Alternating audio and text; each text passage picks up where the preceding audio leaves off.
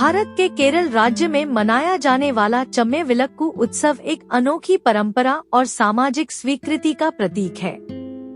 यह उत्सव मंदिरों में मनाया जाता है, जहां पुरुष विशेष रूप से महिलाओं की तरह तैयार होकर भगवान अयप्पा की पूजा करते हैं। यह कहानी इसी उत्सव की पृष्ठभूमि पर आधारित है। कहानी की शुरुआत। अजय एक छोटे शहर में रहने वाला सामान्य लड़का था। बचपन से ही उसे अलग महसूस होता था, जैसे वह बाकी लोगों से थोड़ा अलग है।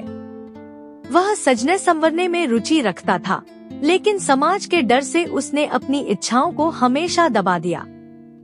चम्मेविलक्कू का निमंत्रण। एक दिन अजय के दोस्त विनोद ने उसे चम्मेविलक्कू उत्सव के बारे में बताया। विनोद ने कहा, अजय, इस त्योहार में पुरुष महिला की तरह तैयार होकर भगवान अयप्पा की पूजा करते हैं। यह एक प्राचीन परंपरा है और इसमें शामिल होकर हमें ईश्वर के करीब होने का एहसास होता है। अजय को यह सुनकर खुशी हुई। यह एक ऐसा अवसर था जहां वह समाज की नजरों से बिना डरे अपनी इच्छाओं को पूरा कर सकता था। तैयारियों की शुरुआत। उत्सव के दिन अजय ने पहली बार एक साड़ी पहनी। उसके दोस्त विनोद और अन्य ने उसकी मदद की। बिंदी, चूड़ियां, काजल और गजरा। अजय ने खुद को एक महिला के रूप में सजाया। आईने में खुद को देखकर उसे पहली बार ऐसा महसूस हुआ कि वह असली अजय को देख रहा है। मंदिर की ओर यात्रा। सजेजे अजय और विनोद अन्य पुरुषों के साथ मंदिर की ओर निकले। रास्ते भर लोग उन्हें देख रहे थे, लेकिन कोई भी मजाक नहीं कर रहा था।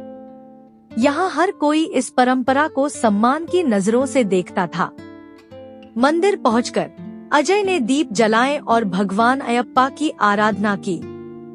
उस पल उसने महसूस किया कि उसकी पहचान ईश्वर की देन है और उसे किसी से डरने की जरूरत नहीं है।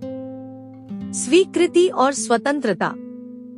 चम्मेविलक्कू उत्सव ने अजय को न केवल अपनी पहचान को स्वीकार करने का साहस दिया, बल्कि यह एहसास भी दिलाया कि परंपराएं कभी-कभी हमें सामाजिक दायरों से बाहर निकलने का मौका देती हैं। अजय ने फैसला किया कि अब वह अपनी पहचान को छुपाकर नहीं जिएगा। उसने अपने दोस्तों और परिवार के सामने खुलकर अपनी भावनाओं को रखा। शुरुआत में लोगों ने उसे समझने में समय लिया, लेकिन धीरे धीरे उन्होंने अजय को वैसे ही स्वीकार किया जैसा वह है। कहानी का संदेश। चम्मेविलक्कू उत्सव न केवल एक धार्मिक परंपरा है, बल्कि यह दिखाता है कि कैसे संस्कृति और परंपराएं व्यक्तिगत स्वतंत्रता और आत्म अभिव्यक्ति का माध्यम बन सकती हैं। अजय की कहानी हमें सिखाती है कि ईश्वर ने हमें जैसा बनाया है, हमें उस पर गर्व होना चाहिए।